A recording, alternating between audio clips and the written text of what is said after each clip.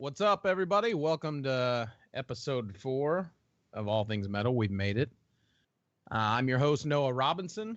Today, we're going to have a very special guest all the way from Sweden, Mr. Calle Thomer, guitarist of Vildhjarta. He's a really funny dude, really cool dude, very ahead of his age as far as his views on metal and music in general. So it's going to be a really good discussion. Aaron and I have a lot of cool stuff to cover in the news as well. So stick around. This is All Things Metal. When the dust settles, the only thing living in this world will be metal.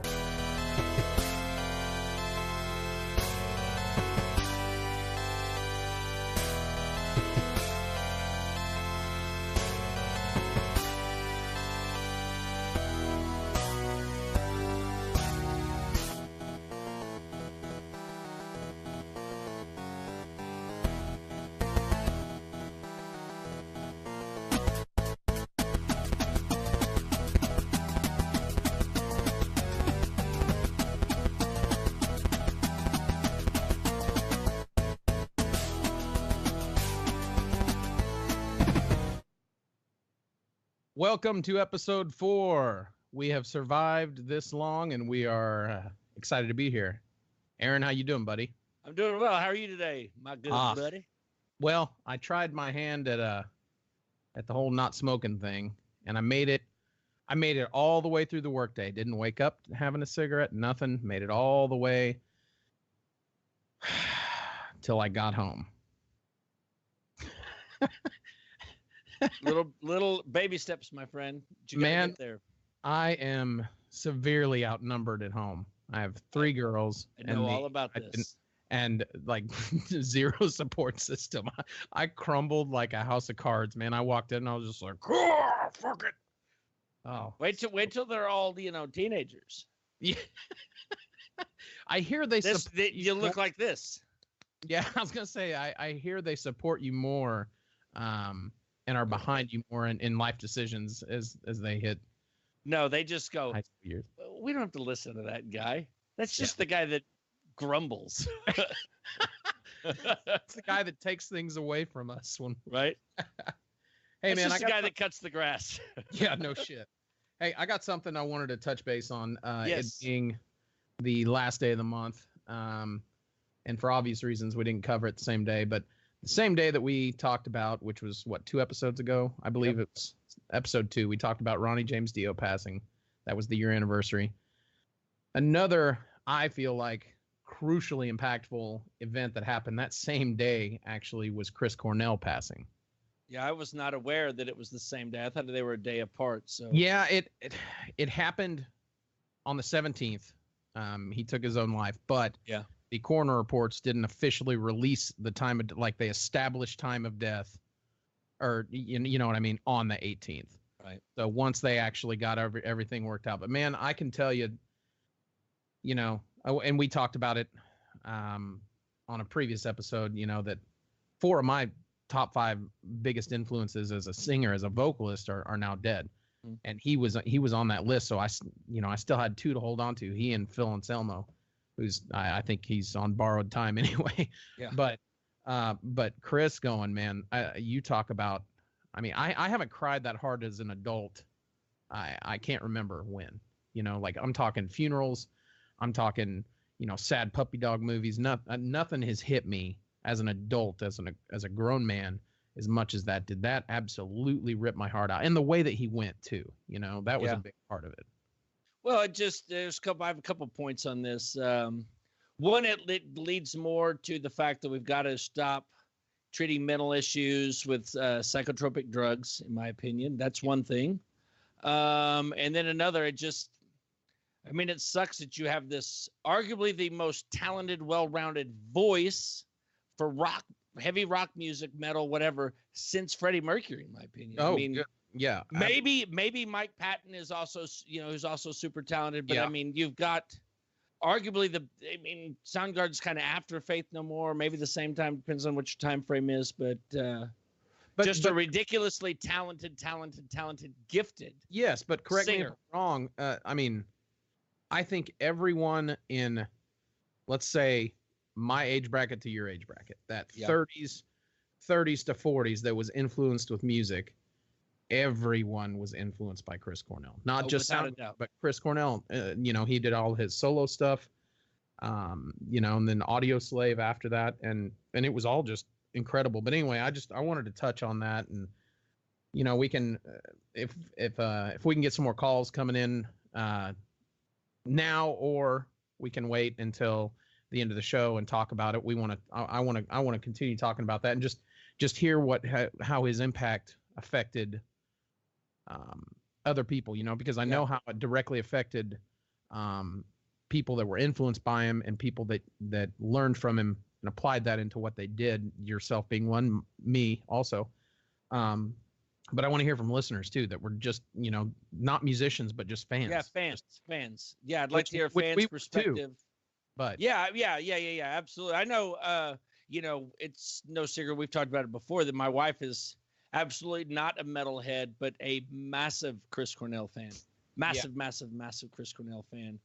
And it's tragic. It still blows me away that it's already been a year. I still remember where I was when I heard the news and just dumbfounded by it. And completely my daughter, my oldest daughter, she, being 11, she's pretty susceptible to, what I show her, what her mom shows her, what her friends show her, and different types of music. And she likes some metal, but she's 11-year-old girls aren't really prone to get into metal at that age. But man, that hurt her too. And she's still, it's been a year, and she still gets just unnerved when she listens to Soundgarden, and she loves the Super Unknown record. She doesn't like so much of the Audio Slave. She doesn't like so much of his solo work, but the Super Unknown record just really speaks to her. And it's pretty emotional for me when she and I are hanging out and she wants to hear that, or it comes on the radio, she's like, turn it up. I mean, I still just, I choke it back every time I hear it. I almost can't even sing along with it anymore. I can't even get the words out. That was just a really, really rough one. But have you seen, speaking of with the Audio Slaves thing, have you seen the video? I believe it was their very first live performance was on David Letterman, where they sang from on top of the marquee at the Ed Sullivan Theater. Yes. They didn't tell anybody. They just come out, set up, and they set up minuscule backline, mic'd everything up, and people are walking down the street. How unbelievably kick-ass would that have been? Oh, God, are you kidding me? Like one band that I remember seeing back in the day do that same thing was Silverchair. Mm-hmm. When they debuted, they also did the same thing. They were up on top of that marquee, and cars are driving by, and people are just out there walking. Then all of a sudden, this group of 16, 17-year-old kids just gets up there and shreds. But God, to have been just walking down the street and not, no offense to Silverchair, but that's Silverchair singing on top of the Ed Sullivan Theater marquee and Audio Slave. Audio Slave's two different. I mean, it's like, hey, I just got a concert versus I kind of had this religious experience today. Walking down Fifth Avenue or wherever the hell it is. Yep. Hey, our phone lines are open. Number is 620-604-9819. I'm really hoping our producer will figure out a way to somehow put the number up on the screen so that callers don't have to listen for you and I to say it. Derek, can we make that Alex? Yeah. Okay. He says it's in the ticker, but it's in the comments. I haven't seen it, and I've been watching this ticker for 10 fucking minutes. So, hey, we had a comment. Jeremy said he saw my shirt. Well, he only saw the top part of it. Let me reposition here. Oh my God, Noah, you are the king of awesome. I mean, I thought this shirt, Old School Headbangers Ball logo, was pretty kick-ass. But once again, I come to the table thinking I'm gonna have the shirt this week. And I got the shirt this week, right? You always win. Noah wins at shirts more than anybody I've ever met in my entire fucking life. Well, and you know why this is even funnier. But my brother turned me onto this shirt. Is that not make it even better? That's awesome. Anyway, hey, real quick, I want to touch on this real quick too, and I'm sure you'll agree that I'm gonna point out that the poll that Aaron and I posted last week ends later today. How much later? It's No. I thought it ended when we went on air. No, it says the poll has like 10 hours left, which I wish I didn't see how to be able to set the time to cut it off, but that's exactly what we should have done. We should have had the poll end right when we went live. Right when Noah gets 3 more votes. Right. It has been a battle. Like this is, both of us probably thought it would be a little bit lopsided. Like, oh, this isn't even fair. I don't know why this guy's trying, but it has been neck and neck. Yeah. I don't think either one of us has had more than a 2 or 3 vote lead. Let me just say this also. It's got almost 100 votes. I think that's awesome that you guys as the viewers and listeners and whatnot have taken the time to be a part of something so ridiculously arbitrary. So stupid, but dude. And there's good comments in there. Like people are like, "No, you're wrong. Yeah, you're that wrong. Guy sucks. No way, wrong." But dude, tell me that this isn't a comment. I mean, just to give listeners a little bit about you and I too, and how we talk about metal and how we always fuck around with it. You and I would have done this with notepads and pens, drinking in my garage or on your back patio any given day of the week. Yep, for sure. This is pretty accurate to who we are. Is doing silly. I mean, who doesn't do this? What group of metalheads doesn't get together and go, "No, bro, I've got it. Let's put this band together." Yeah, blah, right. Blah, blah. And like, it's like the thing in the comments last week, the guy was like Dio and Zach and Dime. And I was like, oh yeah, man. So I love those conversations. I wish we would have had more people going, "Hey, mine would have been this," but I still think it's rad that we had all the, interaction and everything with it. I thought it was really cool. It's been a fun little poll. That's for sure. No, it has been. And, I would like for us to run more polls. I mean, this is the second one we've done, and I'm sure you saw the first one and how it turned out. Essentially what it says, Aaron. I still think that I am the.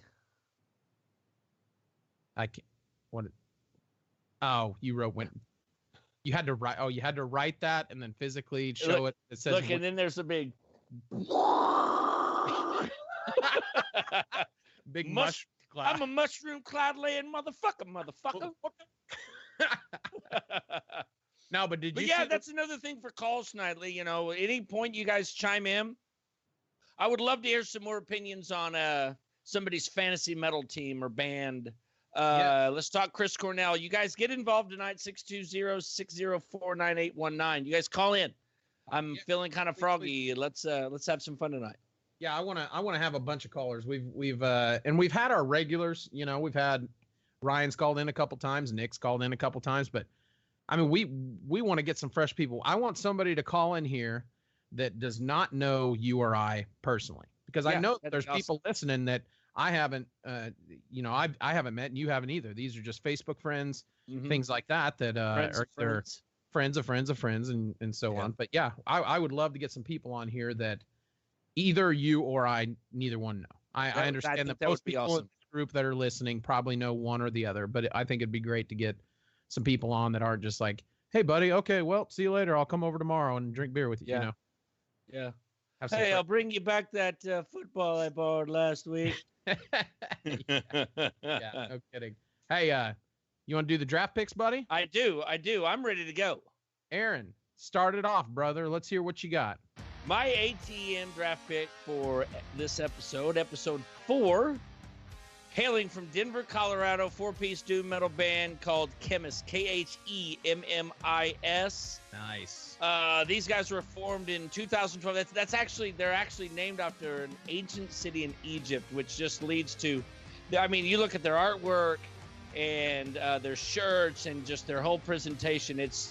It's so perfectly doom that, I mean, it's insane how well they pull this off, and they're so incredibly good at it. 4-piece band, 2 guitars, bass, drums. They were formed in 2012, released their self-titled EP November 14th of 2013, then released their first full-length Absolution July 7th, 2015. And get this is how much these guys blew up out of nowhere. Their first full-length record finishes at number 9 in Decibel's magazine's annual top 40 for the year 2015. Then October 21st, 2016, so less than a year later, they dropped Hunted, which is the record I discovered them on. It winds up number 1 in Decibel Magazine's Top 40 for 2016. But get this, number 11 in Rolling Stone Magazine 20 Best Albums of 2016. For Rolling Stone to even know who in the hell you are is impressive. But then to say, hey, not only that, but your second record ever is number 11. That's not a really Rolling Stones coverage type of band. No, not a Rolling Stones kind of genre at all. They've got a brand new record that's done. It's in the can, Desolation, coming out June 22nd. They have now signed with Nuclear Blast, but Bucks, 20 Bucks Spin is still listed there as their label. These guys, when Ben and I met them, our friend Ben met them, they seem very, very sharp. My assumption, I don't know this for sure, this is totally out of my ass based on how intelligent these guys came across to me as, I bet you they signed the kind of deal that said, we're going to have creative control, you can distribute it, and we're going to get paid. But anyway, let's listen to some. Yep. This is off the new record.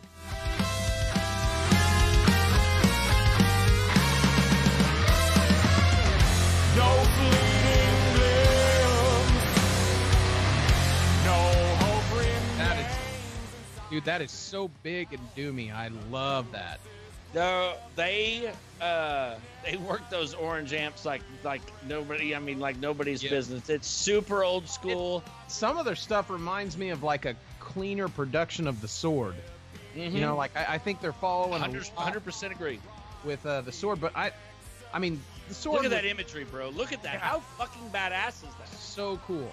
And it fits their style. It fits their sound. It fits everything that they do. But yeah, I thought The Sword did it really well as well. But these guys have a much crisper production. You know, The Sword was kind of going for that garage band vibe. And these guys are going more for just the really sharp, well-produced, but still just, I mean, it's gritty, dude. That is thick and gritty. Incredible band. So when we saw them, okay, you heard the... because we only get 7 seconds because thank you, copyright laws. Of course. But the little bendy stuff, harmonies they do, okay, lots of bands do it. These guys are so precise that it's like, say an octave bend, one of the guitar players doesn't do it a quarter note flat. I mean, every bend for every song, the entire hour-ish set that they played, perfect. I've never heard, now granted, playing doom metal versus, say, Protest the Hero and being 100% precise, two different things. However, all that aside, perfection is fucking perfection. Yes, these guys were played as perfect a show as I've ever seen in my life. Just perfect. That's perfect awesome. Live. Great band. Get this, they've got a handful of U.S. dates right now and they're out on the road. I believe they've been over in Europe.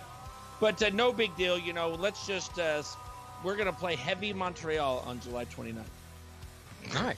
Not bad for a band that's only been together 6 years. Yeah, no kidding, right? These guys are gonna take over. They're gonna be one of the biggest names in metal in the next few years. I'm telling you right now. Get on board with this band. If you guys don't know who they are mind-blowingly good. All three of those are the first two records. I'm sorry. 2 full lengths are both on Spotify, Absolution and Hunted. Phenomenal records. And then June 22nd, Desolation. Nice. All the best of luck in the world to this band, in my opinion. Love them. I hope we can get them on soon. Great band. You guys check this band out. Great band. Hell yeah. Chemist from Denver, Colorado. Guys, that's a tasty pick, man. That's a really good one. I probably should have went first. Hey, well, I am actually I'm going completely off the radar here, and I've got an unsigned independent artist, actually, that I didn't know they were unsigned, and I didn't know they were independent when I chose them.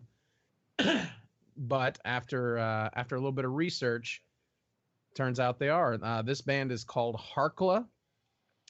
It's Harkla. They are from, I know I'm pronouncing this incorrectly, but they're from Malmo, Sweden. Oh, wow. So, I mean, is probably not even pronounced right. It probably sounds like hamburger or taco. Yeah, it's something crazy. But they've had, let's see, they're on their second record right now, Necrosis, that came out in 2017. Their first album came out in 2015 called Thousands of Machines. I mean, for an unsigned band to have any of their tracks approaching the 200,000 listen mark, that's pretty incredible for an unsigned band. And when you hear these guys, and dude, their guitarist, they record everything in his house, in his studio. He mixes, masters, he does everything. I don't know if he writes everything, but he does all of the production. So these guys are completely, self-sufficient, which is, in my opinion, the way to be. But anyway, yeah, turn it up. Let's hear a little bit of this. This song is called Weed Shade.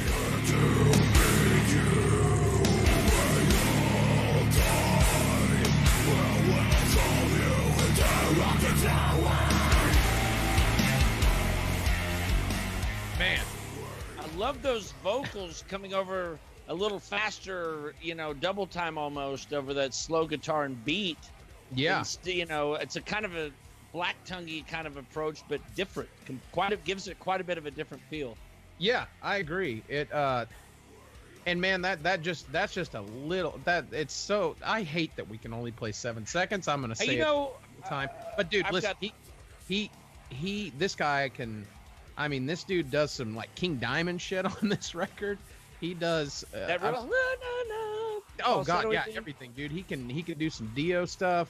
The guy can obviously do the death growls. He can just do the metal screaming.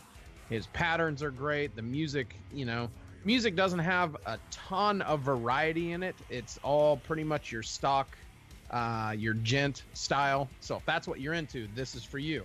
But it's so clean and crisp and well produced, and it's not boring. I don't want to say that. I don't want anybody to get that opinion, but their singer is really what changes the variety up in the band and keeps it from being monotonous. Now, if what you heard on vocals right there, just that,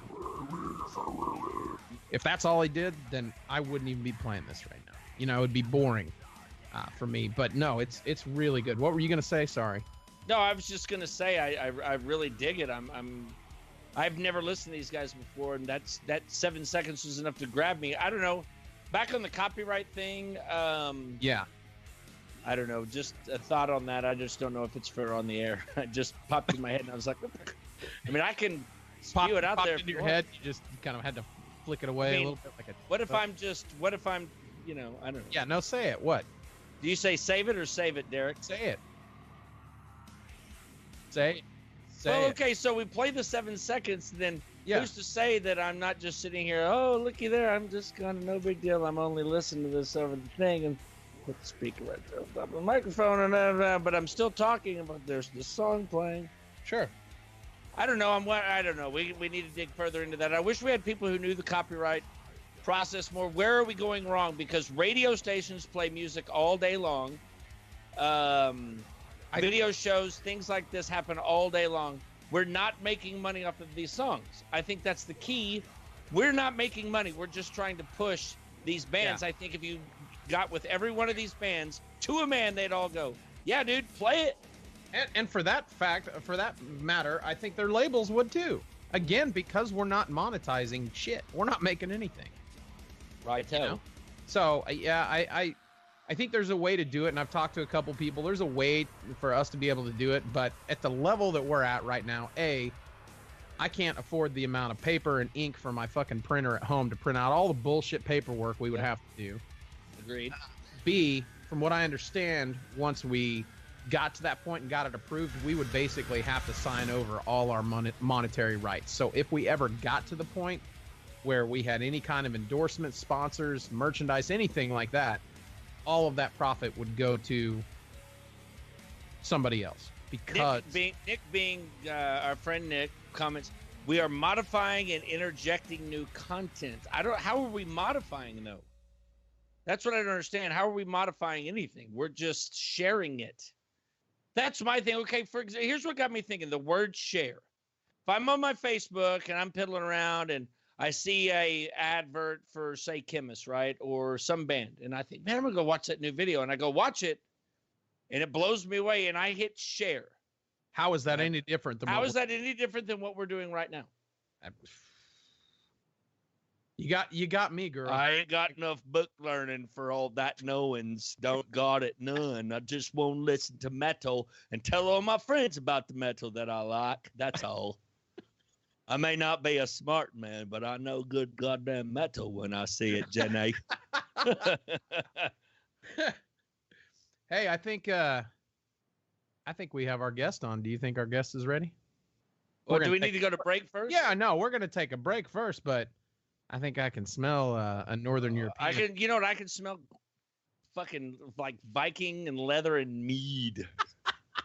I think you're right. You know what he smells like? He smells like. That's what he smells like. The scent of metal. Dude, I have talked to this kid. I say kid. I mean, he's in his 20s, so to me, he's a kid. But I've talked to this dude a lot on the phone. And dude, he's such a sharp dude. Yeah. And I think it'll come out in the interview, but he is just such a fun guy to talk to. I think part of the language barrier that is beneficial is that there's no bullshit.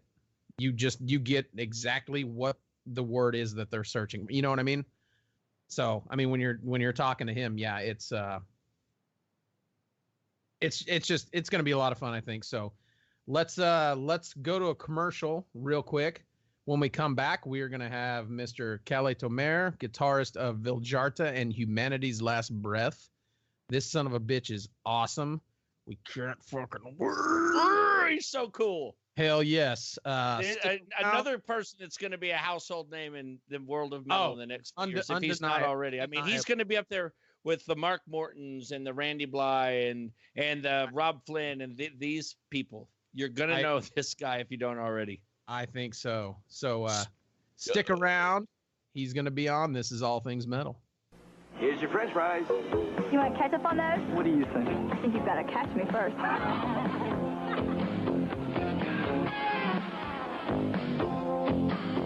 Heinz ketchup. Hey, looking for me? So rich. You're getting warmer. So thick. Over here. Why ruin your image with anything else? I'm waiting. Not anymore. Heinz ketchup. The best things come to those who wait. You get to the dynamite before it explodes. Will you be the first to raise the incredibly accurate zapper and play games like Duck Hunt and Hogan's Alley?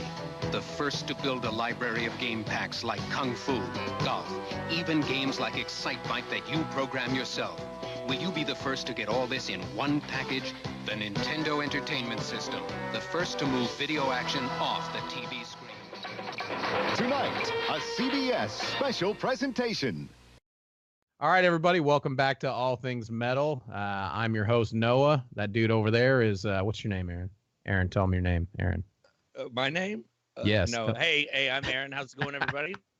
On the phone with us today, we have a very special guest hailing from Sweden. His name is Calle Thomer. He is the guitarist for Vildhjarta and Humanity's Last Breath, and he is a bad son of a bitch. Calle, how you doing, buddy? Hello.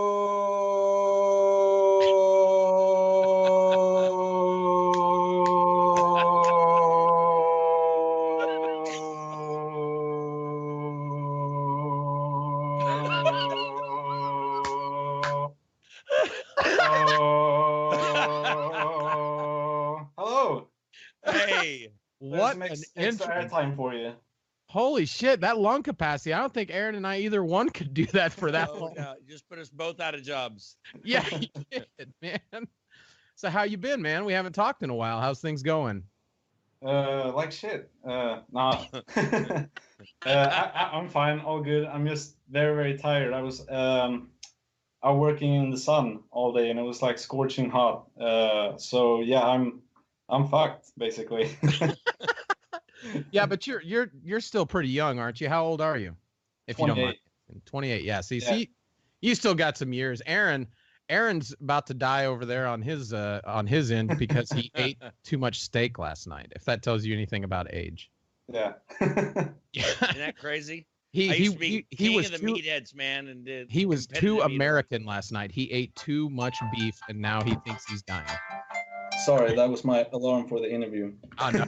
Oh, you're fine. Hey, let me ask you real quick. We're going to get into this interview. And what was your first introduction to metal?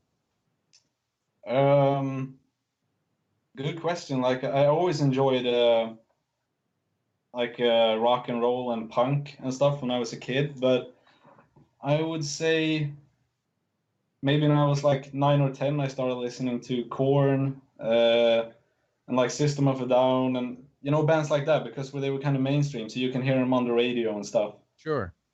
But when I like really got into metal, like with screaming vocals and growls and stuff, I was like 12, maybe 13, and it was the band Children of Bodom, actually. Oh, Children of Bodom, yeah. Yeah, it was a friend of mine. His sister's husband had like a CD he borrowed to me, and I got blown away, basically.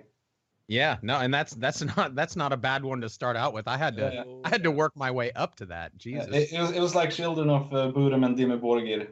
Oh, there you go. Yeah, maybe I have to say it the correct way for you Americans. Dimmu Borgir. Demon. We say demon burger. Yeah. It's like a hamburger made of demons. Yeah. Ground demon meat. You can only get that at certain butcher shops. I think that's what Aaron had last night, actually. That's probably why his stomach's upset. But yeah, prime demon. Hey, at what point did you know that that heavy metal was what you wanted to do in music? You know, you may have liked other styles of music, but when did it click with you that metal was your calling? I don't know. No, but it still hasn't. yeah, exactly. Maybe when I started playing guitar, maybe I'm not sure. How long ago was that? How old were you? 12 or 13, I think. Yeah. When I got my first guitar. But the thing is, I kind of slipped into this whole playing in a band thing just by coincidence. Like, I tried to start a couple of bands when I was a kid, but like I didn't have any ambitions at all. Like, my only ambition would be like to play in front of 10 people at like the local youth center or whatever. Like, I didn't have any bigger ambition than that. And then I basically just slipped in on a banana peel in Vildhjarta a few years later. Hey, that's a pretty fortunate slip. I think anybody in the music industry would have thankfully slipped into a similar situation. Yeah, I actually did the lights for Vildhjarta's first show, and then the second show I played guitar. So. Oh wow! Wow. That's like the water boy being called up to be the quarterback. Hey, you did real good there, kid. Why don't you step in and run this shit? Yeah. Wow. Exactly. That's awesome. That's hey, have you, and you may not, as your career's building, you may not have been there yet, but up to this point, what has been what we call your fucking A moment where you were like, wow, that was awesome. I'm there. Do you know what I'm saying? Have you had that yet? This interview right now. Yes. Yeah. I don't know, actually. I don't have a clue. Like, because when you're out touring and stuff, you don't appreciate it until after you get home, you know. That's true. So I didn't really think about it then. But one pretty cool thing, we played a show in India long time ago. And I think that was like our 7th, maybe 6th show ever. So we weren't like a good live band. We're still a shitty live band, but then we were a shitty live band. And we thought, we played Russia before, and then we were sitting at the airport, and we thought it was going to be like a club show, maybe 200-300 people. And then the promoter calls and said, yeah, we sold 7,000 tickets. It's like, okay. Wow. So yeah, that was pretty nerve-wracking, but I guess that was a highlight as well, I guess. Well, yeah, that's pretty damn impressive, man. So let me ask you this, touching on that then, because that's a massive difference from over Europe and in that part of the world versus the U.S. How much different can you talk about how the difference in the culture of metal in Europe and the United States? Because that's massive. That's you. Oh, We dream about a 7,000 person show. Jesus. Yeah, but that was actually, we were pretty lucky because metal was booming in India at that time. Like it was like we were riding that wave when it was like at its peak, basically. Like they would get any band from Europe or America, and they get treated like Metallica or Iron Maiden, basically. Like that's how big metal was in India at that time. I don't know how it is now, but comparing to Europe and America, like first of all, people go crazier at shows in the US for sure. Mm-hmm. And in Europe, it's hard to say. Like I haven't been on like a real tour, like a long tour for a couple of years. So, but it's more people are more like standing with their arms crossed, you know, at shows in Europe. Like some shows are like really crazy, but not compared to America. Like the crowd goes crazy there compared to Europe. Well, and I can bring something up. You and I have talked on the phone prior to this interview several times, and one thing you and I have talked about is our mutual respect for one another and the music that we've done in the past. I've talked to you and said, man, you're such an incredible guitarist for me, and your approach is so unique. Like I can't wrap my head around some of the things that you do, and then you have word for word said the same exact thing back to me. Like, some of the Bleed the Sky stuff is just, I can't even understand how you guys write that. Well, see, in America, like Bleed the Sky stuff to us and how we were raised in heavy metal and what we listen to, like that's a standard. That's kind of your basic, just heavy metal is blah, and that's what you get. Well, you've told me the same thing over in Europe, that you're like, well, this is kind of just a natural style. And do you think that a lot of that has to do with the type of music that you were exposed to when you were young? Like, were there European metal bands? And I'm just going to throw, the one that obviously sticks out in my mind is Meshuggah. Yeah, of course. Were bands like that kind of your guys' Metallica? You know what I mean? Yeah, for sure. But I would say actually the other guitar player in Vildhjarta is our Metallica. Like okay. Because I learned how to write music from him.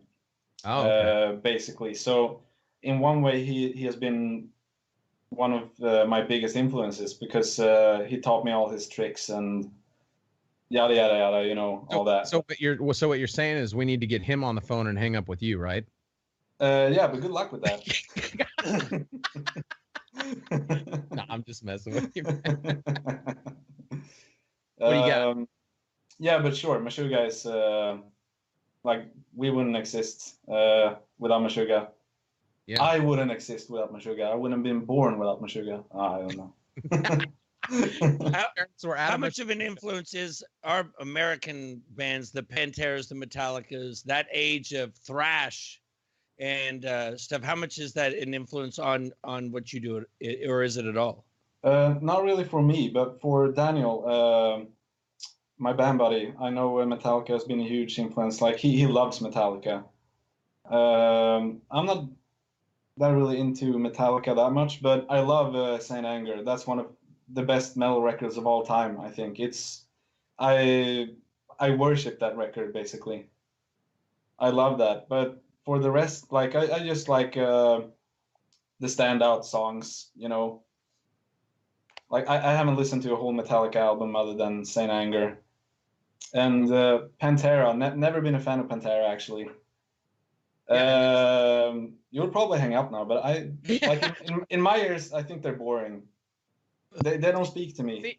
See, but that's I think that's the massive cultural difference. Go ahead. Yeah, exactly. Yeah, I think that speaks exactly to what Aaron was saying, and I don't think Aaron can say you're wrong, because listen to the music that you have created based on your influences. So obviously he's not wrong. It's just very. He can say I'm wrong. He can say I'm wrong, but I know I'm right, so it's fine. That's an Aaron quote. You just quoted Aaron. Go ahead, Aaron. Sorry, I cut you off. No, I just was gonna say, there's no way to call that wrong, because I mean the proof's just so to speak, the proof's in the pudding. The stuff that you've come out with Vildhjarta and Humanity's Last Breath is heavy, heavy, heavy. Kinda. I mean, it's okay. It's. I can't take credit for Humanity's Last Breath though. That's all. His name is Buster. He writes every note. I haven't even tried to write for Humanity's Last Breath. I don't even bother. I think because Aaron, it's too evil. but Aaron and I know enough about playing guitar to know that shit is not easy to play. Yeah. Whether or not you wrote it, you still are learning it. Yeah. Performing it live, you're still doing it, and not a lot of guitarists can come in and do what you do, whether or not you're the creative or the reactive. I feel like those are both equally important. Some bands have to have that one core member, and you and I have had this discussion too, where you feel like it's Booster, because does he not also play drums? At first he was a drummer, but then he wanted to headbang, I guess, so he started playing guitar instead. And he's that good. He just decided one day, I'm going to be one of the best guitars in metal. Because he's a better guitarist than me. Like, he rapes me at guitar. Wow. Like, he's very good. And but the one thing that sucks, the songs are pretty hard for me to play, because when he started to play guitar, he's left-handed. So he took a right-handed guitar and turned it upside down. I've seen that. I cannot believe that. And he got so used to that. So now he has a left-handed guitar, but the strings are still upside down. So all the riffs are written upside down. So sometimes that's a bitch for me. Like, I can't even do the chords and stuff because it's written upside down. But sometimes it's harder for him and it's easier for me. But mostly it's harder for me because everything is written upside down, and like all the chords are backwards, basically. And so what you're saying is that he didn't restring it. The low B or E, if it's a 6 string, is on the bottom. Yes. Yeah, exactly. He just turned it out of here with that. Aaron, when we get off of here, Aaron, and this is good for listeners to know too. Callie, I'm going to plug this real quick. Go on YouTube and you can find live Humanity's Last Breath playthroughs with Booster playing it, and it's just the camera on his guitar. And it is some of the most insane shit ever, because what you're hearing and what you're seeing, it does not make sense in your head, because 99% of musicians that have picked up a guitar pick a guitar up right-handed and it's strung right-handed, and that's what we see. So I can completely understand what you're saying, Callie, having seen some of those videos, because I think a friend of mine shared one of those videos with me, a Booster playing like that, and I went, get the fuck out of here. Like, that guy... Wow, what in the hell? So I can imagine sitting across from him in your position, and you're holding it right-handed, strung right-handed. He's holding it completely backwards, and you're having to try to learn.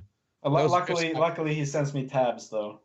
Oh well, okay, that helps. Let's think on 2 points. 2 points: the amount of genius it takes to be able to flip a guitar over and go, "Hey, no big deal. I'm going to write this crushing shit upside down," and then. The other flip of that is for Callie to go, okay, I got you, bro. I'm going to flip it back over, and then I'm going to play it this way. What? Exactly. I can't. I'm never going to pick up a guitar ever again. No, that is incredible. That speaks very highly for both of you. And no kidding. The fact that he, like, every time you and I have talked about him in the past, I always just kind of view him as he approaches heavy metal from like a child's perspective, where there are no boundaries.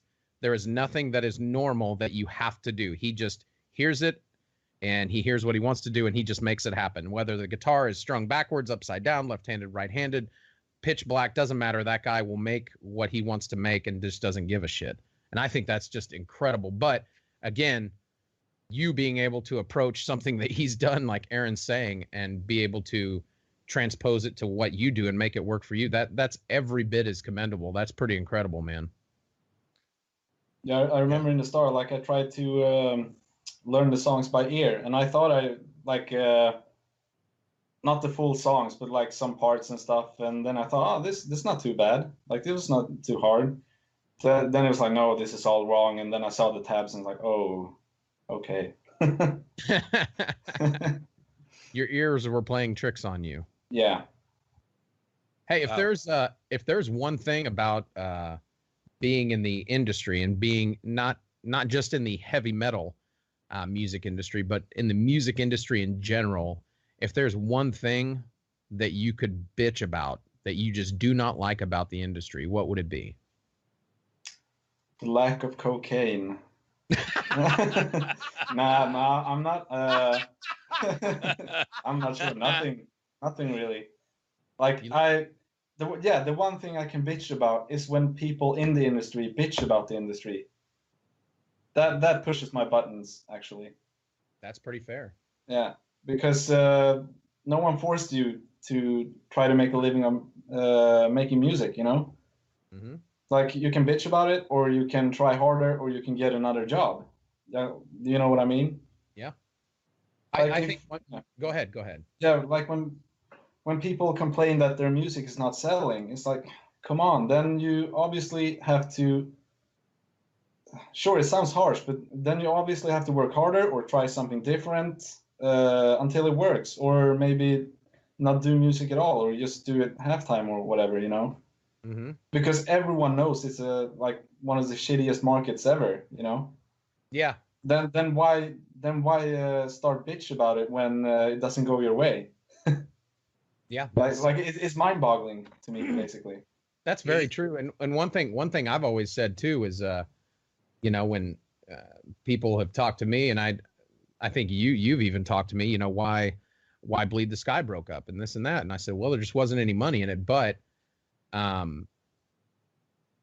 never once said our label fucked us over. Our label did what record labels do, and if the artist or artists involved aren't sharp enough to see that, yeah, or if they aren't sharp enough or haven't done their research enough to know that that's what's going to happen, then it's their fucking fault. It's not the record label's fault for being assholes that ripped off all these young kids. You know, you have to be able to do your research and your homework, and there's a lot of components that go in with it. But yeah, you're right. Everything that happened in my experience to us that prevented us from wanting to go further was our fault. It had nothing to do with the record label, the investors, the sponsors, booking it, nothing. Everything that happened because of us, good and bad. So I agree with you. I think you're absolutely right. Yeah, it's like putting your hand in a pot of boiling water and then being pissed about that you burn your hand, you know? Yeah.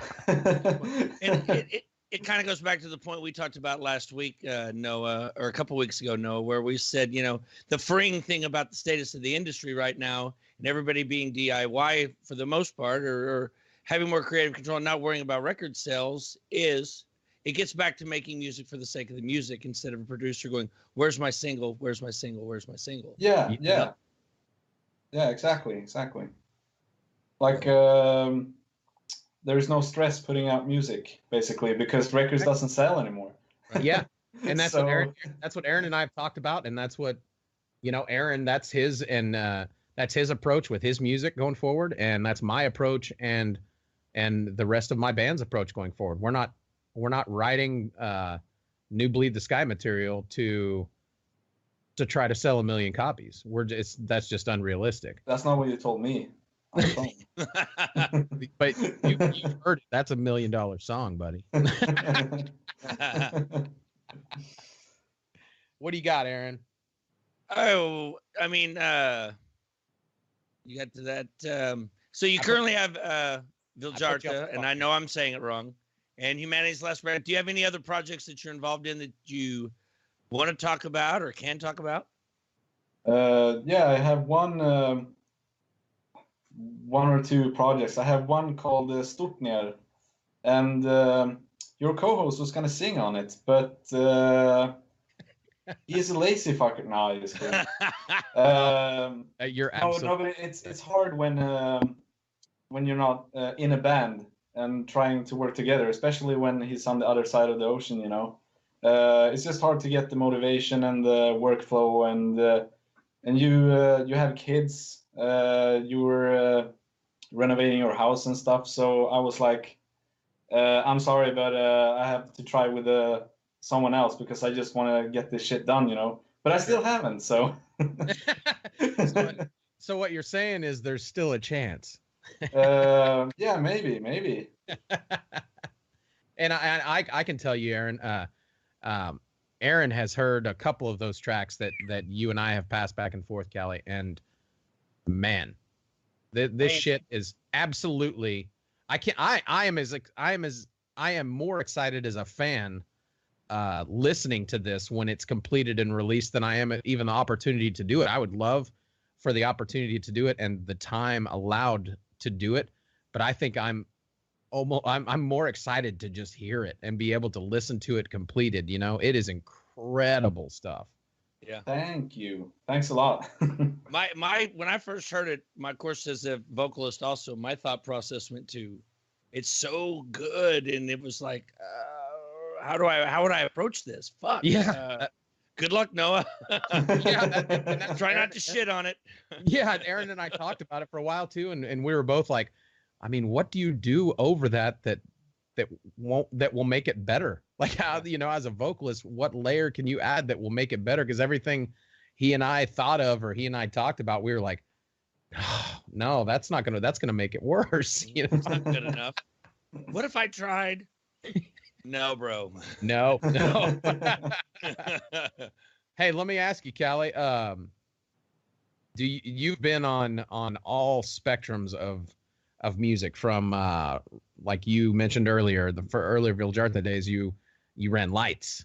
You've been on stage, and you've had your hand in writing, you've had your hand in performing, you've had your hand in touring, now you're actually producing, you're writing your own stuff with the Strutner. And what, out of all of those, which do you prefer to do the most? I guess writing music when you don't have all the technical difficulties, but I really enjoy touring as well. Like, I love touring, even if it's shit, but I still love it. I think I'm the one in both Vildhjarta and Humanity's Last Breath that likes touring the most. Yeah. Or I think I'm the one that doesn't complain or whine as much as the other guys. But if I had to choose, is writing music, of course, because just the feeling you get after writing, like after finish writing a cool riff, like it's a good feeling. Yeah, I agree. Do you play any other instruments other than guitar? No, I wish. Are you sure you don't have a drum set there that you could just like play us a little something and we could hear? I am the worst drummer in the universe. But I've heard stuff that you've written and that you've programmed, and it's fucking amazing. I just think, like, I don't even know if they're playable, but I just think, okay, a drummer has 4 limbs. Let's try to, a drummer has 4 limbs, not 5 limbs. So let's try to stick with that, you know? Yeah. I guess I have some stuff that's not playable to 100%, but I don't care. Like, I could program drums that would need a 20-limb drummer, but as long as it sounds good on the record, I don't care. Hey, there you go. Yeah. And see, drummers like Austin, like my drummer, yeah, he would get so mad at some of that stuff. Like, he's telling me about pre-production stuff that they've written, and he's like, there's no way anybody's gonna be able to play this shit. And he's like, you know, they're telling him it doesn't matter, it's gonna sound good on the record. And he's like, no, motherfucker, it does matter, because I'm the drummer sitting up there every night and I can't play this shit. Like, you know, so if you have a live drummer that's going to be going out with you, I imagine your approach to writing the drums on the record would be different. Yes? No, I wouldn't say that. I wouldn't say that. Like, you can just do minor changes. Like, who cares if it sounds worse live? Like, a live show is going to last for 30 or 40 minutes. A record is going to last forever. That's true. That's a hell of a point. Man, this guy, you see this, Aaron? Okay, first off, for you listeners that can't see the video and aren't watching, Calle's profile picture that's on here. Derek, can you cut just to Calle? Son of a bitch, dude. That guy, that picture right there, that is one of the toughest beard mustache combinations I've ever seen. Aaron? Yeah. I mean, basically, this whole interview has been, here's how you Americans are doing it wrong. Yeah. Yeah, this interview is I've been sitting here taking notes, like little thoughts that I'm going to put up Post-it notes when I'm tracking next week, and I'm going to be like, when I get disgusted, look at this and go, you stop being a pussy. Well, you live and you learn. Yeah, for sure. Hey, are there any new bands, new as in come out in the last couple of years that you're stuck on? New metal bands that you're listening to a lot of? That's a really tough question because I rarely listen to metal anymore. At least not like discovering new bands. Like that's really hard for me nowadays. Well, see you later. Yeah. This is a great interview. Bye. No. I don't know. Actually, I really don't like the band anymore, but I really like that's not my cup of tea at all. But the new album is, it's pretty cool. We've talked about that. Aaron and I both really like, and I'm the same way. For the last decade, have not really looked forward to anything Amur has done, but the newest album I actually really like. I think it's one of my favorites that they've done. Yeah, I'm gonna have to listen to that some more. So now I can hear you again. I think the internet died or something. Are you back? Oh yeah. So, I was just saying I agree with you about the new Amur that and Aaron and I have talked about it some. He hasn't listened to the new Amur album much, but he's going to start listening to it more. But I haven't really listened to any Amur that I liked in the last 10 years until this new album, and I really like the new one. Yeah. Well, based on okay. So going on that, then you say you don't listen to a lot of metal right now. So what are your non-metal guilty pleasures, so to speak, musically? Get ready, Aaron. Everything basically, but like everything that's good except like the mainstream radio shit, you know. Be specific. So what's an artist or an album that you really find yourself going back to and just really getting into? You remember what you and I talked about on the phone earlier today? My song that just makes me jam out like a little girl. I get all excited about it. There's too many, but I can say lately I've been listening a lot to the White Stripes. Oh, nice. I think they have more balls than a lot of metal band for sure. Like I think they're heavier than a lot of metal bands. I don't disagree with that. They've definitely, and with that being said too, that kind of goes along with what Aaron and I talked about in our first episode, where heavy is kind of in the eye of the beholder. Yeah. Like heavy to some people just means crunchy, and then heavy to some people means just blast beats and, you know, death metal.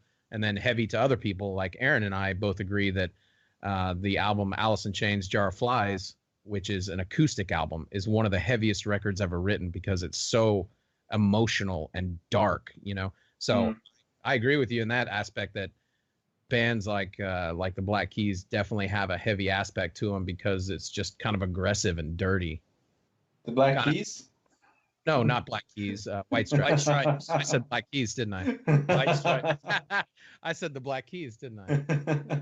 Sorry. You know what's funny that you mentioned that is wife and I were driving around yesterday and I was listening to White Stripes and I was like, these guys, I remember saying exactly, these guys are so damn metal. People don't even realize how metal this band is. Yeah. You know, that riff, I mean, I know it's the most overplayed over here in football stadiums, American football, you know, that song, that riff is played and crowds go, whoa, whoa, whoa. I mean, I wonder how much money. I know we just talked about how you're not supposed to put a dollar value on this shit, but think of how much money he's made because he wrote such a fucking rad riff. Yeah, every like sports game in the world, he gets a ka-ching. Yeah. Yep. That's exactly right. And hey, I was reading a story like on Spotify, you know, the behind the lyrics thing comes up. And when he first presented that to, I can't think of her name all of a sudden, his partner in White Stripes, they didn't like it. It's like, it's too basic. It's just not enough to it. And he's like, yeah, trust me on this. Well, I'm a firm believer of less is more. So yeah. Yes. Yeah. Hey, do you have real quick, Callie, before we wrap it up, do you have any new releases coming out, whether it be Vildhjarta, Humanity's Last Breath, The Stuart Near? Do you have any release dates on anything new that you're working on? No. All right. Not at all. But you guys have the new Humanity's Last Breath coming out. Yeah, like the first release that will come out will be the new Humanity's Last Breath album. But we're still waiting for vocals. Like it's all done. It's been done for a while. But our singer has a very nasty jaw infection. Ooh. So he had to take like cortisone injections and stuff, but that didn't help. So I think he's waiting for surgery now. Oh. So when the surgery is done, we he'll hope yeah the best for you, man. It's fine. It'll be all good. But he just can't sing right now. Oh, that's terrible. All our best to him. Yeah, please pass that along. I hope for a speedy recovery for him. Yes. Hey, Calle, we love you, buddy, and thanks for spending a little bit of your time on this stupid, goofy ass metal podcast. My pleasure. Heck yeah, nice guys. to meet you, dude. Nice to get to talk to you. Guys, we'll be right back after a quick commercial break. Don't go anywhere. This was Calle Thomer from Vildhjarta and Humanity's Last Breath. I'm Noah. This is Aaron, and you're listening to All Things Metal.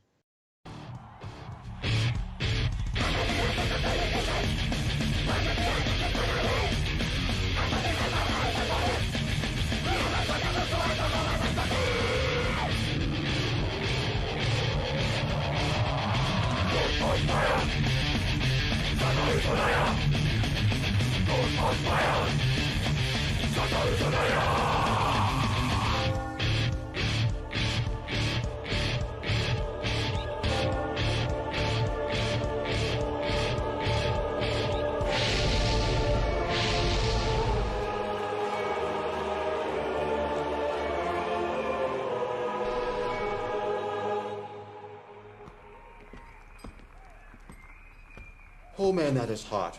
KFC's new Wicked Crunch Big Box meal may be more heat than you can handle. Our crunch sandwich spiced up extra hot with hot wings, fries, salad, and a drink. Taste lives at KFC.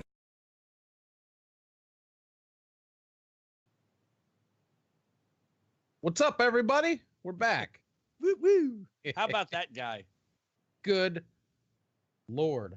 You know, I know we literally just hung up with him, but like I said, I did take some notes. There are two things that stuck with me talking to Calle just now that are going to make me a better musician and make me a better fan, make me a better everything when it comes to metal. And the number one thing is we kind of jumped on this soapbox thing about if you could bitch about one thing, what would it be? The typical. I've never felt like more of a teeny tiny little chump than I did when he said, if you're bitching about it, you're the people that piss me off. Yeah. And in his reasoning, is stop bitching about the industry because there's not money in it. So why did you get into it thinking there was money? And if your shit's not selling, maybe it's, and I'm paraphrasing, maybe it's because your shit is garbage. Yeah. Boom. Yeah. Wow. Yes. He pulled the rug out. He pulled the rug out. Sure. When he said that too, that really made, wow. Yeah. I couldn't agree with you more. Like he put it into such a simple perspective that you and I and majority of people we don't know, or that we do know, the way we look at it, that even you can say all day long, yeah, we're doing it for the fun, this and that, but really what everyone that's going into trying to do what we've all done to an extent is we're all trying to reinvent the wheel and be the one that makes money at it, which that's commendable. Mm-hmm. But if it doesn't go your way and that doesn't happen, then shut the fuck up and deal with it, because it's exactly like you said. We all know how. A pot of boiling water, don't gripe about the fact that you burned it. Yeah, no shit. If you happen to be an X-Men and be a mutant and you put your hand in that pot of boiling water and it doesn't burn, you go, that's my fucking superpower. I'm going to focus on this and I'm going to make it all I can make it. But that just doesn't happen. So yeah, you're right. That hit. I mean, it goes back to even the way I've approached it. 25 years I've been in this, or more, I've been in this business, and at least in the early 90s, there was money to be made. So, but I mean, all that aside, we can talk all this good game and preach all this nonsense about how it's great that the industry is back to being just about the music. And yes, it is great that it's back to being just about the music. But damn it, we should have been doing it just for the music all along, and let sales take care of themselves.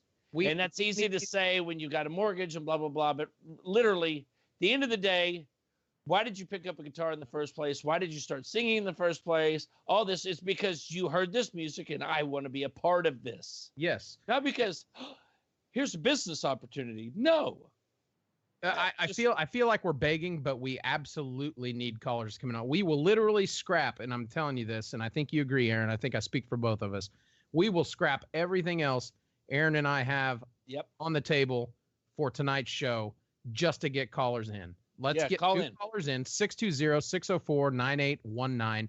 Call in. Let's talk about this shit. And I think Calle, not to take away from any of the previous interview people that we've had on, interviewees, but Calle had such a different approach. And I don't know if it was, like you said, the cultural difference, or if it was just that dude is such a unique spirit in the vein of heavy metal that he just has a completely unique outlook on it. But he touched on so much shit that I think would be interesting to talk about. That we need. Well, in a word, I was humbled. I'm humbled by the guy. I'm humbled by having spoken to the guy in this context like we just did. Yeah. And I felt schooled by him, but in a good way. It's like, whoa, thank you. Yeah. Thank you. Thank you. And I want people to call in and give us their comments on some of the things that Calle touched on with us. Everything from, do you feel like he was right in his approach to being in the heavy metal scene, or should you have more of an aggressive, forward thinking, innovative look? Because in my opinion, he is being innovative by going against the system, but he's not doing it, 1960s Black Panther style, like he's not fighting the man. He's simply understanding exactly what the hell the industry has become and what it is. And he's not trying to fight that. He's just doing it because he fucking loves it. Yep. So I think that would be good conversation topic to have with callers to call in. I mean, call us and tell us if you agree with that. And I don't even think you have to be a musician or have been in a band to see the different points of that. I mean, we've got a lot of points that callers could call in about the copyright stuff that we talked about. Do you agree or do you disagree? I mean, the Chris Cornell thing that we touched on, like, we have a lot of topics, and I flat out I want to throw this shit in the trash, and I want callers to call in. Like, we would love to get some other feedback from other people. But did you feel like anything else that Calle talked about really stood out to you? Because I know just more on that same vein when we talked about, what do you enjoy more? Do you enjoy writing, production, blah, blah. He said, I just touring. I love to tour. Yeah. I mean, we all say that after the fact because, we all know what the road does to you. Changes you, man. Changes you, man. Hey, changes you, bro. Anyway, that's it. Hey, that's another story we'll get into another time. But and to go with what you're saying, all seriousness, get back to the on track. But going with what you're saying, that he just genuinely loves touring. I love touring. I fucking loved it. I know you did too. Yep. But about 2 weeks in, with no end in sight in touring, I'm ready for a fucking break. I'm ready to come home. But every band and every tour had that dude that didn't give a fuck. They could stay out the rest of their lives and they would have fun doing it. Austin was that for us. Yep. Austin was that guy that always tried to keep it lighthearted and positive when everybody else is bitching about eating beanie weenie straight out of the can, and we haven't bathed in 2 weeks and we're having to use, baby wipes in a Love's truck station, restroom to get cleaned up and this and that. And I mean, we used to wash our clothes in the sink of our green room. We'd buy a bottle of Dawn dish soap and we would wash our clothes and wring them out.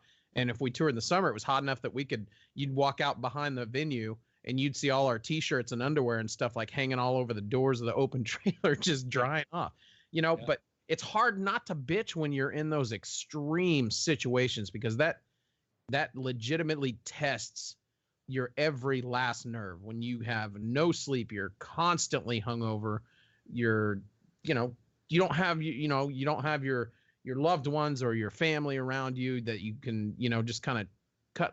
I mean, there's no escape. You're always in it. So that's you know what mine was. I'd get there and I'd get pissed. I want to eat food that requires a knife and a fork. Damn it! I want food that's actually on a plate. Because everybody knows you look fucking stupid as shit trying to eat pizza like that from Domino's. Yeah. And that's it. Yeah. Have you ever walked into a venue and they go, okay, blah blah blah, and you're do you want to do the buyout, or of course you go, try to be easy. I don't care. Hour later, okay, food's in there. You turn around, it's fucking pizza. Like, I cannot eat pizza for the 7th night in a row. Yeah, but you know what? But you usually do though. Yeah, because you're hungry as fuck. Yeah, you're right. I mean, there were times that literally like the pizza started tasting soapy. When you eat the same food over and over every single day in a row, it just kind of has a soapy flavor. It just does not taste good to you anymore. That's exactly right. But talking about who your guys were that didn't. We had 2. Nick was always really, really easy. And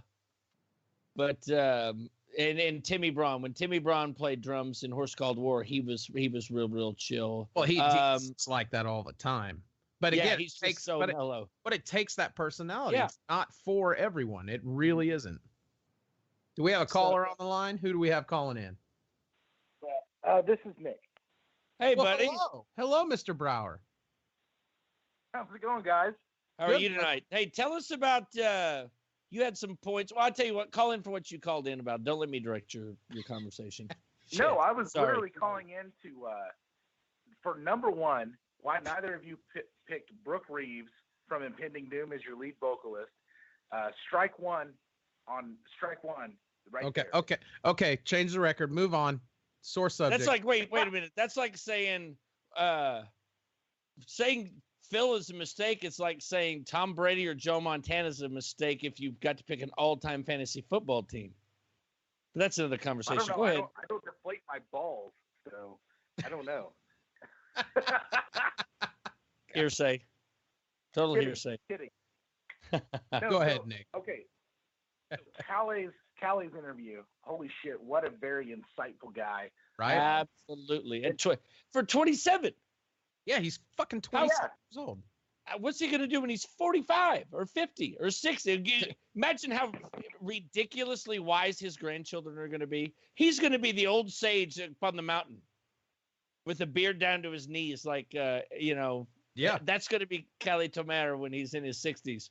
People are going to pay money to crawl up this mountain and go, please tell me what I'm doing wrong with my life. So basically, Calle is Gandalf. Yeah, he is Gandalf. I think you're right. Yeah, but maybe wiser.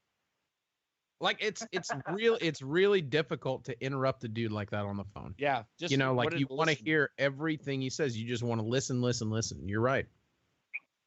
No, the guy is super insightful, and what I found more insightful than anything is just the differences between his view in being in Europe and specifically Sweden, and they're literally 6 hours from the next country over, and they get to play to like you said, they 7,000 freaking people. Mm-hmm. Maybe that kind of speaks to the differences between the European metal scene and the American metal scene, because I don't know about you guys. I know that whenever it was tossed up to, like, if you guys really want to make it, you got to go to Europe. Here it goes. But I mean, I've been to Europe and that didn't make it, but it helped. But it's like Calle said, they had to leave Europe to play a show like that. So I think they probably hear the same thing we do. They're probably hearing, oh, you guys got to go play the States. You have to go play the States. That could be very true. That could be very, very true. But very good interview. Calle, Vildhjarta, holy shit. If anybody who is listening is a fan of Vildhjarta, go listen to Humanity's Last Breath. Jesus Christ, what are you doing with your fucking life? Dude, and that band too has evolved from just the time that you and I discovered them, which was 2 years ago maybe? You said, oh, you like Vildhjarta, listen to this, and it was game fucking over. But that band has evolved just from that time to present day. They don't sound anything the same, but they have tastefully evolved. So they've gotten better and better and better too. Absolutely, man. There was one last point that I wanted to throw out to you guys, and this is probably this may be useful for some other people that may be listening. Kind of a point that you guys hit on as far as like using different music and stuff over your podcast. I know that I put some stuff in chat, which is very, very, very, very vague. But I want to send you guys a link to actually. This is YouTube's policy for copyright laws and fair use. Like I said, this may be like a political thing, but the H3H3 podcast won a huge lawsuit as far as doing commentation or commentary and modification of different things that I think that you guys, not only you guys, but maybe even some listeners who are doing some sampling, maybe doing their own podcasts, maybe doing their own YouTube videos. I'll throw this up in chat here shortly, and you guys can look over it and get informed, because this is a big thing, man. This is the internet now. Like, this is freedom of speech. Thank you. So here we go. And dude, and absolutely feel free to share it in the All Things Metal community outreach page as well. Please like do. You can like legitimately make a post, like let's get conversation stirring, because just you know we want different opinions too, because there might be somebody out there that happens to be following the show or that be in that group that might say that's exactly right, or no, it has been updated and that's wrong, and here's what it is. You know what I mean? So. Well, yeah, for sure. And I think it points definitely to like the music industry as well, because it's not like somebody can take like the bass line from Under Pressure and then modify 2 notes out of it, and then you get Vanilla Ice, Ice Ice Baby. It's not like that, where you can literally just take a track and then like modify 1 or 2 little things and it's yours. You know, this goes to like even rappers and hip hop and stuff using samples. You know, these types of laws have been very, very strict and very stringent. So, you know, even looking at like I said, the decision with the H3H3 podcast in court, it's kind of a landmark thing as far as free use laws and modifications. So I think for a lot of the musical types that may be listening and fans of the ATM podcast, they may find this stuff useful. Yeah, I think so, and we appreciate it too, because obviously, if we knew the ins and outs and the way around it, we would not be having this conversation. Alex, one of our producers, is already reading right now. Yep, he's taking notes. Alex, are you reading it?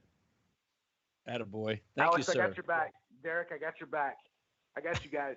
Hey, So Nicholas Brower, Esquire, attorney at law. Yes, thanks for calling in, Nick. Thanks, buddy. Have a good night. Hashtag not an attorney. Hashtag great show. Hashtag Calle Thomer fucking rocks. Love you guys. You betcha. Well, do we have any other callers? No? Okay. We do have another one coming. Not, but is it on? Working on it. Okay, so while we're waiting on that, I'll go ahead and go to new releases. Are you cool with that? Yeah. So new releases for tomorrow, June 1st, 2018. There's not a whole lot. I'll run down the list. There's a couple that are pretty huge. One of them is a band we both talked about, that top 50 or whatever last week. But anyway, Convictions comes out with Hope for the Broken tomorrow. Def Leppard. Hey, you know it has you know it has 9 arms and sucks, right? Anyway, Volume 1 box too set. soon? Hey, I wish I had sold 4% as many records as those guys have sold over the years. And I would take 3%. Yeah, I hate 2. Price Don't is say right. one. Bitch. Don't do it. Just don't say one. Anyway, Ghost comes out with Prequel tomorrow. Huge band, hugely popular. We both talked about, are they metal? Are they rock? Is it more of a theatrical anyway, that's massively debatable. We could make a section of a show over just about Ghost, and well, things like Ghost and baby metal. Gruesome with Twisted Prayers. Cataclysm. I think in this list, this is the biggest release tomorrow. Cataclysm with Meditations. Are they still on Nuclear Blast? They are still on Nuclear Blast. Okay. Yeah. I love to see an old school label like Nuclear Blast still putting out bands that have been with them for a long time. I think that's awesome. Kudos to Nuclear Blast. One of the few labels in metal that still really cares about the craft of metal. Seems like, at least. Anyway. Somewhat. A band called Modern Maps comes out with Hope You're Happy. Mortis is dropping Perfectly Defect. Nervosa, Downfall of Mankind. Witch Skull, Coven's Will. And Worshipper comes in with Mirage Days. And we have a caller on the line. Who is our caller? Caller, are you there? Hey, this is Jeremy. Yeah, this is Jeremy Davis. Oh, my God, Dr. Davis. Yeah, me. What it do, buddy? Is it Colonel Davis at this point, or is it? Do you go by Doctor? Do you go by Mister? What's your moniker? Normally, it's Doctor. Depending on who I'm around. How you doing, brother? We haven't heard from you. I'm glad you called in. Yeah. I mean, I had to because love the show, and this has become my Thursday night ritual. Make a drink, sit here, watch the show. It's great. Hey, for those out there in listening land who are not part of the Oklahoma City scene, who are listening in different parts of the country, I'll give you a little background on who this handsome young man is. This is Jeremy Davis, guitar player from Heat Fix. Short-lived band, but I tell you what, man, a band that came out in the Oklahoma City scene, hit the ground running and vaulted up to the top real fast. Great band, great bunch of guys, some of the best friends I made in this industry. Really, still a big fan of you guys. Yes. Thanks a lot. Thanks. But, about this call with Calle, I was wondering about the social implications of everything. With his whole attitude, you've got to know the industry. I'm wondering if, here in America, you have the mentality of, I'm going to start a band, and I'm going to be big and famous. Is it still the same mentality over there in Sweden? Do they still present it the same way over there? Is that where his mentality comes from? I'm just curious about that. Yeah, that's kind of what we were talking about as well. And I kind of felt the same way. And I'm also wondering does a 15, 16-year-old kid and a group of his buddies in America now in a basement in, say, Cleveland, Ohio, do they still approach it, hey, let's start a metal band, not a band, let's start a metal band and go get rich and famous? Because I'm going to assume they don't. I assume they go, we're going to write the most crushing shit of all time. Yeah. Right, yeah. And you know what? Like, that's here's the thing, too, is like, I don't feel that in the States that everybody sets out that way too. Like I don't want anybody to have the misconception that that's the way it is, because I can tell you for a fact when Bleed the Sky started out in California, I mean, we didn't plan on ever making any money, but once the flaw to our not making any money idea that we had and just playing kick-ass music was when it got to the point where we started making a little money, then we thought we could make a lot of money.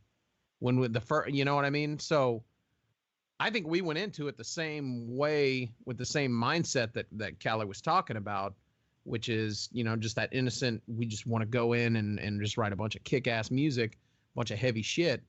But as far as the broad view, I don't know. That's odd. I mean, shit, we probably should have asked him that when we had him on the phone. But are we answering your question? Are we following around the same school of thought that you're talking about? Or are we drifting off, Jeremy? Oh, no, you guys are right on. Hey, you know what, Aaron? You don't ask callers how we're doing. We tell them how we're doing. This is our. Well, I just want to make sure. Hold on, you guys are fucking up a little bit. You guys are messing up here. Hey, Jeremy, tell us how you feel about our producers. Go. No, I'm just kidding. So, I think they're sweet individuals. Well, wasn't that? I mean, didn't you find that a very refreshing thought? That I felt like it hit us all out of left field when he goes, "What pisses me off about the industry? What I bitch about the industry is when people bitch about the industry." Dude, you could have knocked me over with a feather. I was like, whoa, yeah. That was that unexpected left hook. Yes. Yeah, I think it caught all of us completely off guard. Yeah. I love it. Love that mentality. Again, it all comes back to what Aaron and I think we both agree on is the kid's fucking 27 years old. You know, he's not in his 40s like Aaron. He's not in his late 30s like you and I, Jeremy. I mean, he's a young dude. So to already have that in mind, to me, that says the sky's the limit for that fucking dude. He's not going to be controlled by money, and money's not going to be able to tell him what to do. I mean, dude, the reason he didn't video call in today and he only audio called in is because he can't afford to pay for the better internet that could support a video call. So the dude literally is living like the daily grind that we live. He works, he does all this shit. It's not like he's living on in a castle somewhere, you know. Well, it's like he said, he spent the whole day outside in the scorching sun, which I get. I did the same thing today. Yeah. Yeah, and then on top of that, what is it, 4 or 5 in the morning over there right now? And then, I mean, he spent all day in the sun. He's tired, and he's obviously, because he said it out loud, he's tired as balls, and he stayed up till 4 in the morning. That's metal. That's metal right there. Yeah, we should have just ended the interview at that. Just went, okay, guys, this was Calle Thomer. He's fucking 10 times more metal than we've ever imagined we could be. Good night. Well, it's like I said at the end. The entire interview was essentially, the theme of the interview, if you could title it in a book, would be How You Americans Do Metal Wrong by Calle Thomer. Yeah, yeah. Carl Magnus. Without saying that, oh, God, that's a good fucking point, too. Jeremy, I'm sure you don't know this, and I'm sure most of the callers don't know this, and I don't think Callie'd mind that we even say this. Cal is not his real name. Like a nickname. Aaron and I were asking him in the break, like, tell us exactly how you pronounce your name so we do not fuck it up. So he tells us, Callie, and he goes, well, I mean, do you want my name, my nickname, which is Callie, or do you want my real name? We were like, what's your real name? He said his real name is Carl Magnus. Thomer. Fucking Viking. Carl Magnus Thomer. Carl Magnus Thomer. Dude, I was like, why you're not going by that? Like, you could be in the Devin Townsend style and just start a band and call it the Carl Magnus Project. And dude, it would fucking ruin everything. That is the most crushing Viking name I've ever heard. Isn't that basically like the next Thor? Like when they kill off the chick that's Thor right now? The next one his name should be Carl Magnus. And from the House of Thomer. And they should literally model it after that profile pic of Callie. Yeah. No kidding. That's exactly what Thor, the reinvented Thor, should look like. Yeah. I just wish I could grow a beard, much less grow a beard halfway as impressive as his. But again, like we said before, I think we're on the same boat, and I hope every musician and fan, U.S.-based musician and fan that listened to that whole thing, I hope the word you came away from in your head was humbled. Yeah. Yeah. And I think he definitely humbled, I think, all of us. I think we need that in this day and age. Why did I get an FU? What did I do? I just got a FU Aaron in the comments. Oh, man. Dang it. And there's no telling. From your move. Oh! Don't worry, I'll go have a talk with my wife after this. No, you won't. I'll straighten this shit up. You know. I don't even know what I did. A little hurt. I'm hoit. Hey, Jeremy. Well, guys, I'll let you get back to the show. It's been great talking to you.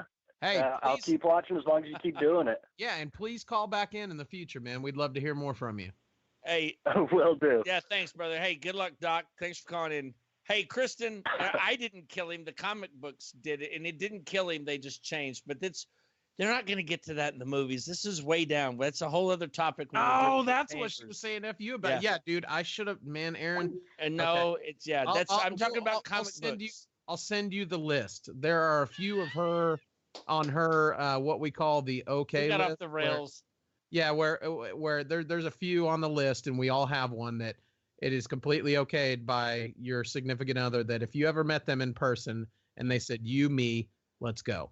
Yeah, mine is Jennifer Aniston. Lisa's is Ryan Reynolds. Okay, well, and my wife, I've allowed her to have more than one. Well, we have top 5. It's a Friends episode. We're getting off topic, by the way. Yeah, we are. Shall we go to break and do news, or what are we going to do? Do you want to do news and sign off real quick? I mean, do we even have time for another break? I don't think so. We're kind of done. Yeah. You want to touch on news? Yeah. Let's real quick. I want our condolences to the family of Josh Martin from anal Cunt. God, what a name. That's another one of those That's at hard. Thanksgiving dinner with grandma when you go, what's the name of the band? And you got to say that. But anyway, dude, the guy died this week after falling from an escalator. He fell from the upper level down onto the food court at, I guess, a mall. They said that there's no evidence that he was shoved or like it was suicide. It appears that it was a complete accident. Other than arguably one of the most original names in metal, another claim to fame for this guy. And I don't know if you know, the Anal Cunt's been pretty inactive since Seth Putnam, their singer, passed away a few years ago. And now Josh Martin. But about a year ago, there's a couple of really good. You guys want to laugh? Look up the Josh Martin Gene Simmons video. Oh, he goes to this awards thing where Gene is playing with like a solo band, but I think the band playing was more to set up so he could get his ego stroked. He gets like the key to the city and all this stuff. Josh Martin heckles him so hard, Gene hands a roadie his bass and comes down in the crowd to fight him. Hey, real quick, Aaron, real quick. Hey, Nick, we'll stay on for a few minutes if you want to call. Our buddy Nick just posted. He said, I just called. Call back in. Yeah, call in, Nick Graham. We'll stay on for a couple more minutes. Yeah, we'll stay in for you. Go ahead, Aaron.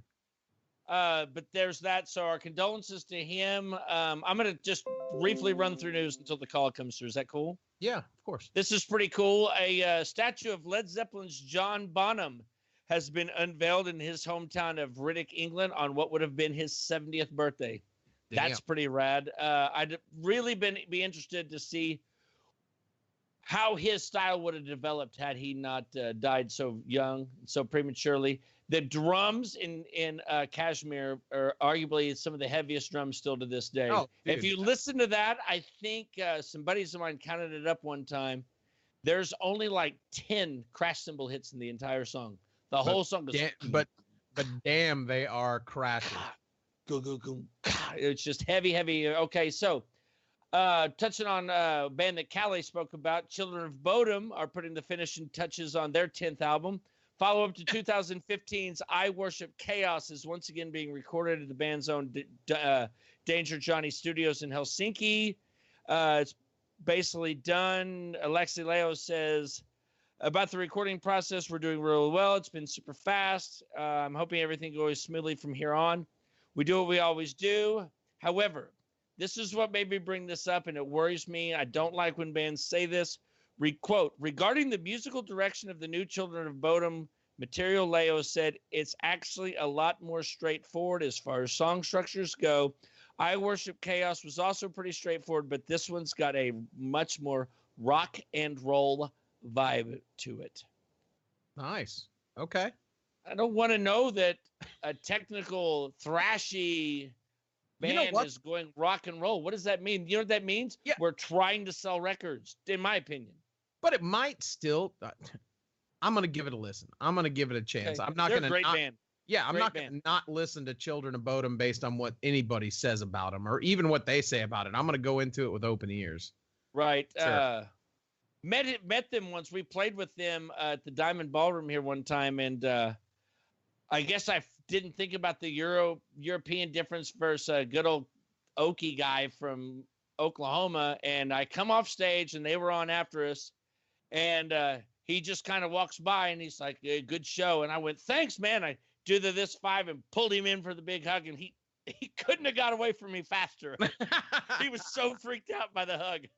And he's little bitty. Have you ever noticed how small? I mean, he's a teeny tiny guy, but god dang, he shreds. Anyway, more news. Killswitch Engage is in the process of leaving Roadrunner. Ooh, why? Other than their 2000 debut, which was on Ferret, everything else has been on Roadrunner. It just says they're working on a new record and they're shopping a new deal. Wow. Is anybody on Roadrunner anymore? I mean, that was the biggest label in metal. Well, I mean, they were. I mean, they had some big bands back in the day, but you're right. Any kind of modern shit, I can't think of any. I'm not saying there aren't any. Right. Do we have a caller? Caller, are you there? Hey, can you turn the stream down? Yeah, if you could turn the stream down and just listen. Do you have like through the phone or whatever, please? Yeah. Yeah, no, my bad. Noah, No, this is you're Nick good. Graham, old drummer for Prod. What's going on, brother? What's happening, dude? You starting this whole thing has made my Thursdays that much better, so I cannot appreciate what you guys are doing right now. Dude, I can tell you that I get excited about Thursdays from Thursday night when we're done with the podcast until Thursday evening the following week until we do it. Like it's been very uplifting for me, and I think for Aaron too. Same. So it's good. It's good to hear that listeners are getting the same excitement and enjoyment out of it. I appreciate it for sure. Yeah, man. You know what's the greatest part is that I know you guys. I've known all you guys for a very long time. Shockingly, for people who don't know, I've known Noah and Bleed This Guy for a long time. Played a lot of shows. Crashed at my house. Mom made him food, all that jazz. Playing drums and backyard basketball and hanging out. So I just had to call in and just show my appreciation for everything that you guys are doing right now. And I cannot wait for new Bleed This Guy music and everything like that. This is going to be super exciting for me. Hell yeah, man. We will, without saying too much, just stay tuned for the Bleed the Sky stuff. We're going to be tossing some teasers out here pretty soon. And it kind of has a Depeche Mode, no, George kind of a thing. No, it's more, I'm going more towards Duran Duran. Don't Depeche Mode shit. You know, funny, Noah, I still have your Bleed the Sky shirt from the original Bleed the Sky shirt in my closet. Is it the Paradigm cover, that one? No, it's the one that just had the original logo before Paradigm came out, dude. Oh, wow. Oh, damn. I thought I had an old shirt. That trumps that. Send me a picture of that. Snap a picture and send it to me on Messenger. I want to see that. I don't even know I don't think I have that one. That's it. I think I just found it. Yeah, I did. Yeah, I'll send you a picture of it as soon as I get the chance, dude. Yeah, please do, man. That's great. How's have you been up to anything recently? Musically, no, sadly. I've ever since the band stuff kind of went downhill, I've been working in the video game industry instead. I am a QA analyst for video games at Respawn Entertainment. So I work on AAA video games now. No shit. Wow. Okay, because if this show wasn't called All Things Metal, Aaron and I literally our second choice would have been All Things Gaming. Yes. Nice, dude. Wow. We're gonna your life. You just won life for the day. Yeah. Other than Calle, it's like Calle was here, then you're 1B. Yeah, we're gonna have some conversations about that, my friend, for sure. Oh, yeah, dude. And when I was listening to you guys talk about, this, I wanted to talk a quick 5-second thing about how you were talking about the European scene and compared to the American scene. And from somebody who's been in the American scene, being that 16-year-old kid, wondering if I'm going to make money off of this or anything like that, I think the European mindset is the fact that because they're brought up with music in their school curriculums, unlike we are in America, they look at music as not necessarily a job, but it's a love that's instilled into their brains from childhood, where here in America, we end up learning music as we grow up because we're not forced by it. We do it because we want to, not because we have to, right? Well, over there, they kind of have to. So I think the mentality of making it big isn't really how it is here in America. And that's all I really wanted to say was listening to you guys talk about that, the European mindset to the American mindset from my perspective, because that's just what I've seen throughout my musical career and meeting a bunch of European guys and hearing them talk about it and stuff like that. That's there's a bunch of guys who've been playing guitar since, second grade because they're forced to, Yeah. So. Hey, speaking of that, I just saw a thing a couple days ago that American kids are now 30th in the world in math. And if you don't think that's directly contributed to the fact that we've taken fine arts and music out of school, you're fooling yourself. It's 100% contributed to the fact that we've taken fine arts out. All that matters, especially when it comes to mathematics. 100%. Oh, absolutely. Absolutely. And I feel like I would be a better drummer and musician if I, sadly, this sounds so bad to say it, if it was drilled into my skull as a kid. I probably would be doing more music now as an adult because I would have loved it because I was forced to love it. Let alone like, I have a choice. I don't want to do it. You know what I mean? Like, yeah, I agree, but man. I just really wanted to say that. Thank you, man. Well, hey, we've got another call. Hey, thanks for calling in, man. It's appreciated. Call in anytime. We've enjoyed having you on. Please call us. Hey, I would love to call in. I'm going to call in every Thursday just to say hi to you guys because this is a great thing. It makes my Thursdays that much better listening to metal, talk about metal with metalheads. It's great. I love it. Hell yes, brother. Thanks, We appreciate brother. Have a good Love one, man. Dog. Talk to you next week. Later, dog. I'm going to send a picture right now of that shirt. Do awesome. It. All right, Who else do we got on the line? Do we got somebody else?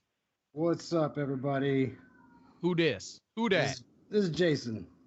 Jason. Yeah, Jason Von Ersick. Oh shit! What up, dude? What's up, man? I just checking in your show, man. I do a show on Thursday night, so I was trying to catch the last of y'all's show, man. So, yeah, I was gonna ask y'all, man.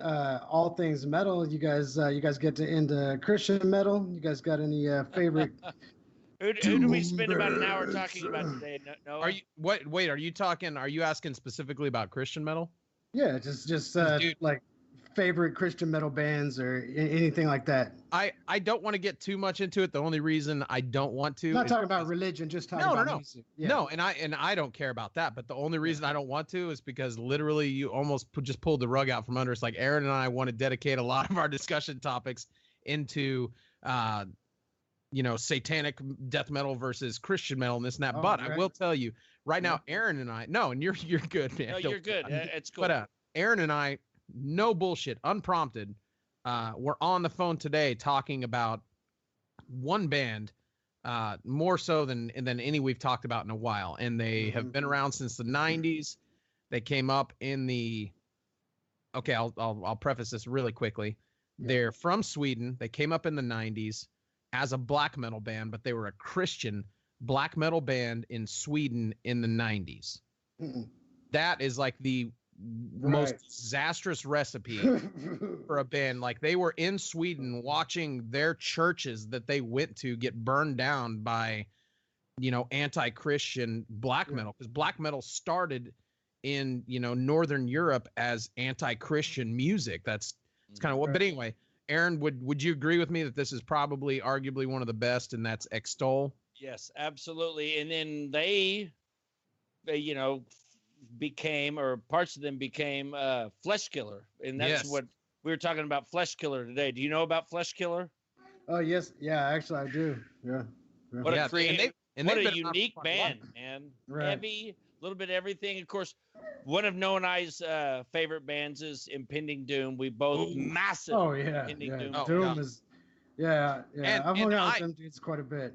Yeah, and they're great dudes too, man. And another one of mine, and I know Aaron, I'm not trying to speak for you, Aaron. I'm not putting words in your mouth. Living Sacrifice. Yes. Holy shit.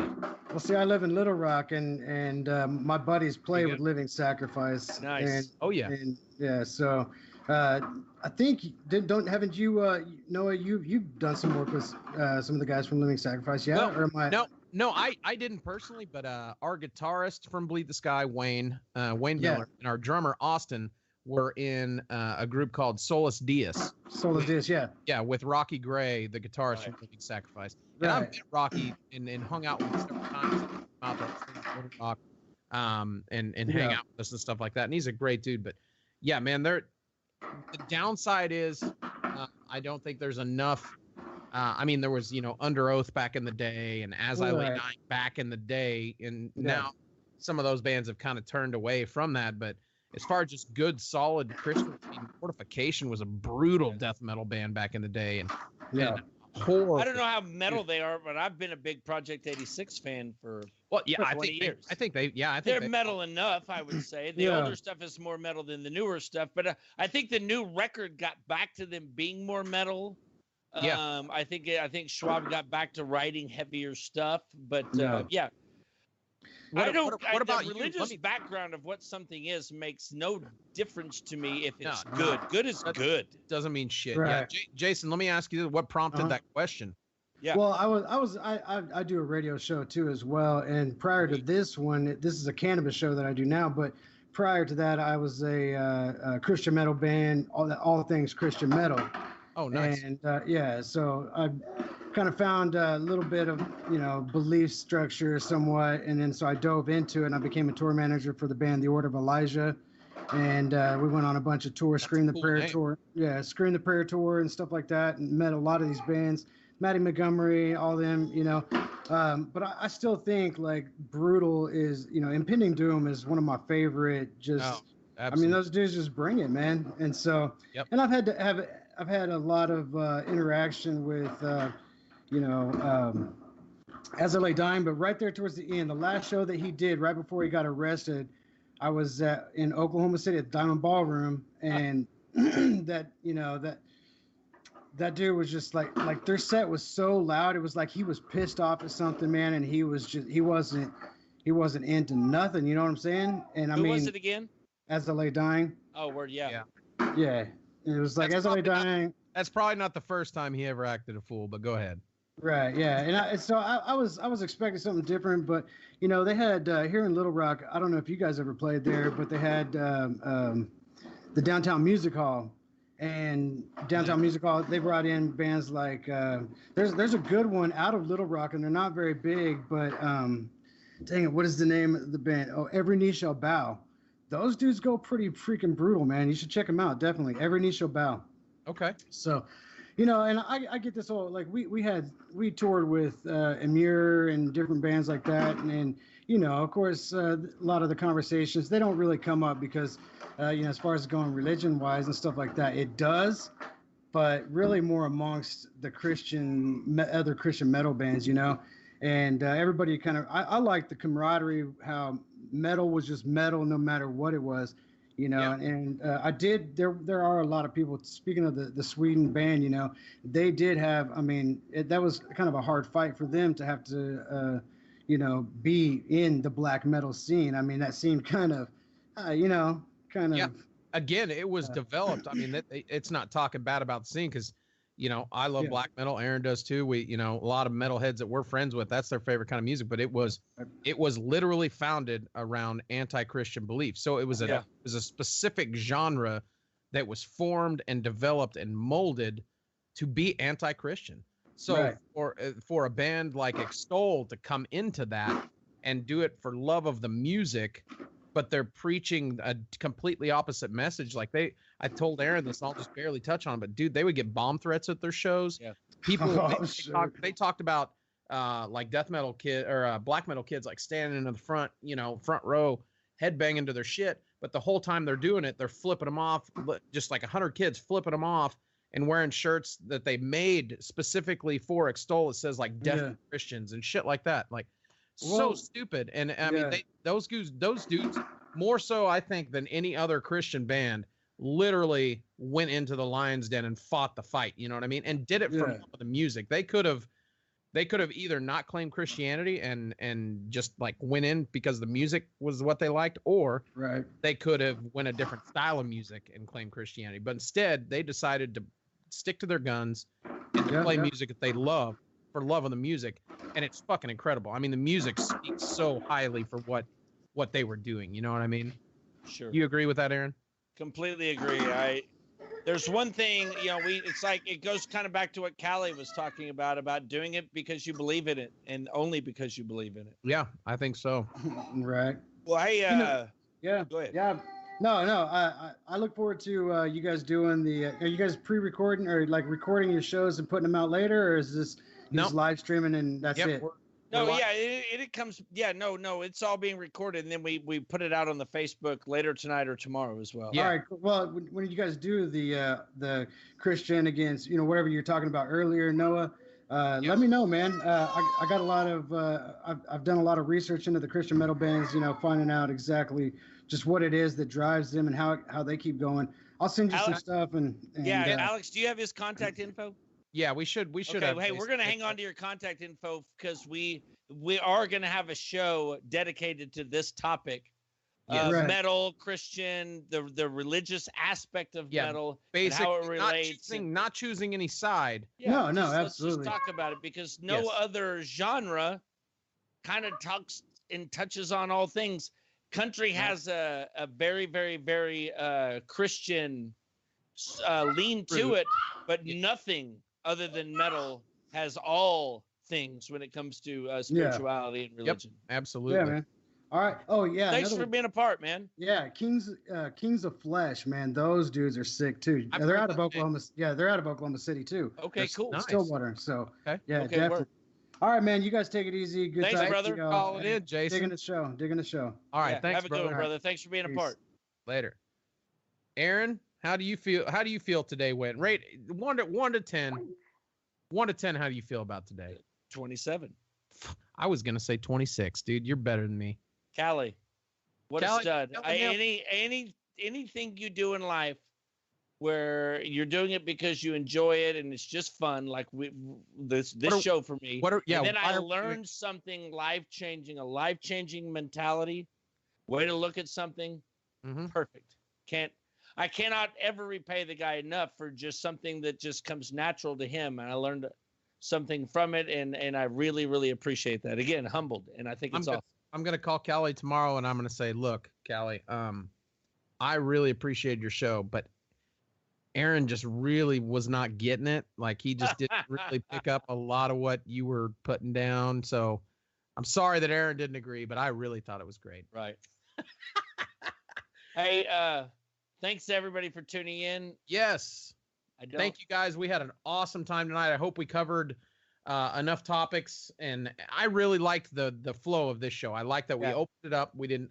It's not about you and I, Aaron, and I think we both agree. We never want it to be just about you and I. That's not why we're doing this. We just happen to have the mentality and the means to do so. Also, just wanted to update you guys. We just got our iTunes account up and going. So all of the audio from the podcast is going to be on iTunes. Alex, are you saying that we're gonna have video as well? I had no idea what that meant. But our producers were going. Oh yeah, that's right. Yeah, and I go. I hear, episode, I see. I don't know. Yeah. We have yet to air this one. We did a pilot episode. It's very terrible. Just fumbling. Yeah, we think it's fucking awful. Our producer's like, no, we need to give that to people as a bonus. So whatever you do, don't listen to that one first. If you go on to iTunes, listen to all the other 4 episodes and shit first, and then go back to the pilot and see how far we've come. Because I really feel like don't watch the pilot unless you have 5 or 6 drinks in you, because then you won't judge too harshly. Yeah, well, and again, I think the pilot is just the audio, right? It's not the video, because it's on iTunes. Just audio. Yeah, so it's just gonna be audio. Okay, and on another note, we're reaching out. We're really working hard. We've had some comments about this. We're going to really start pushing this week towards getting Twitch, Periscope, a lot of these other platforms up and going. Aaron is going to personally work on our Twitter and Instagram accounts and try to get those up and going. We're going to try to cross-platform as much as we can. We've got Spreaker going right now. Stitcher, we're working on and getting that up and going as well. Anything that you go on to, any of these platforms that you go on to and try to search for us, if you don't get anything coming up when you type in All Things Metal, type in Bedroom Radio, because a lot of the stuff that we're doing right now with All Things Metal, we're kind of riding the coattails of Bedroom Radio until we get our feet wet and until we get our own accounts up and going. So, again, search for All Things Metal on any platforms. If you don't find that, go to Bedroom Radio, and go to Bedroom Radio anyway. That shit is hilarious. These guys are great. These guys are fucking fun to watch, and they sometimes an episode's 30 minutes long. Next night it might be 4 hours. You just don't know what you're going to get. It's always just open conversation. It's fun. It's lighthearted. It's exciting. It's really entertaining to watch. And with that being said, a big shout out to our producers, Alex. And don't tell him that I shouted out to him, Aaron, because I can see he's away from his desk. So don't tell him. I don't want him getting a big head about this. But thank you, Derek, too. We appreciate everything you've done. Show's come a long way. We're excited. Aaron, how do you feel about next week's episode? You excited about it? I'm excited, man. I'm real excited. We're not teasing shit. I ain't saying nothing. No, especially if things line up like we expect. It's going to be really, really cool. Yes, sir. One of my favorites. Heck yeah. Well, guys, thanks for tuning in. This is All Things Metal. I'm your host, Noah Robinson. I'm Aaron Korstens. Yes, and enjoy the ride. See you back next week. This is All Things Thanks, everybody. I got to piss before I piss myself. Dude, I do.